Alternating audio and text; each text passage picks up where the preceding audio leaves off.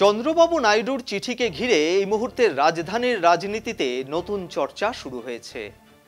25,000 কোটি টাকার দাবি জানিয়ে চিঠি দিয়েছেন কেন্দ্রীয় অর্থমন্ত্রী, কেন্দ্রীয় বাণিজ্য মন্ত্রী, এমনকি কেন্দ্রীয় মৎস্যমন্ত্রীকে অন্ধ্রপ্রদেশের মুখ্যমন্ত্রী।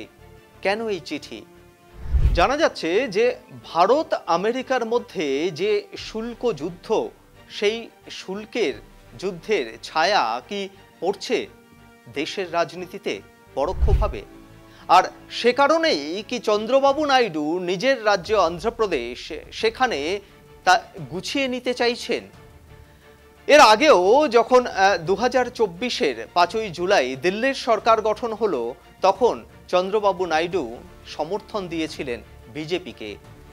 কেন্দ্রের সরকার গঠনের ক্ষেত্রে চন্দ্রবাবু নাইডুর সেই ভূমিকা, আর সেই ভূমিকার পরেই কিন্তু দেখা যাচ্ছে বিভিন্ন সময়ে কখনো অন্ধ্রপ্রদেশকে যখন অমরাবতীতে নতুন রাজধানী তৈরি করা হবে সেই লক্ষ্যে তিনি বেশ কিছু টাকা চেয়েছিলেন।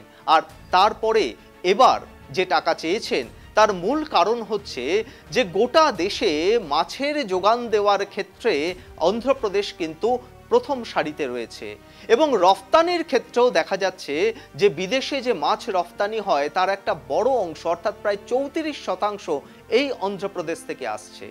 এবং যেটা উদ্বেগের সেটা হলো এই রফতানির ক্ষেত্রে কিন্তু শুল্ক একটা বড় প্রভাব ফেলেছে। ইতিমধ্যেই আমেরিকার বাণিজ্য সচিব তিনি উদ্বেগ প্রকাশ করেছেন যে রফতানির এই মাছ অন্ধ্রপ্রদেশ থেকে যাচ্ছে সেখানে কিন্তু গুণগত মান ঠিক রাখা হচ্ছে না। আর সে কারণেই সেই রফতানি হওয়া সমস্ত মাছকে সেখানে জমা করে রাখা হচ্ছে। উদ্বেগ বাড়ছে এবং সেই কারণেই অন্ধ্রপ্রদেশের মুখ্যমন্ত্রী বিভিন্ন খাতে, অর্থাৎ সেখানে কোল্ড স্টোরেজ, এমনকি হাইজিন মেনটেন করতে হবে মাছদের, এবং সেই মাছের যে রফতানির ক্ষেত্রে যে প্রয়োজনীয় পরিকাঠামো প্রয়োজন সেই লক্ষ্যেই কিন্তু তিনি চিঠি দিয়েছেন।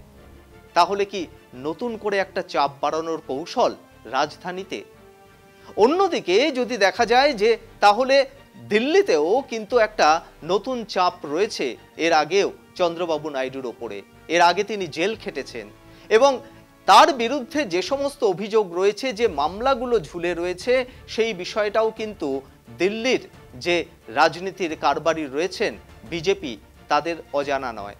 অর্থাৎ একদিকে যেরকম চন্দ্রবাবু নাইডু এই চিঠি দিয়ে একটা চাপ তৈরির কৌশল নিয়েছেন এবং নিজের দাবি আদায়ের ক্ষেত্রে এর আগেও যেরকমটা দেখা গিয়েছে যে তিনি বারে বারেই বিভিন্ন দাবি নিয়ে সরব হয়েছেন, এবং সেই টাকা আদায়ের বিষয়টি কিন্তু একেবারে সরাসরি এবার খোদ আরবিআই এবং সেই সঙ্গে যে অর্থমন্ত্রী রয়েছে তার কাছে, এবং সেই দাবির লক্ষ্যেই কিন্তু তার এই চিঠি দেওয়া।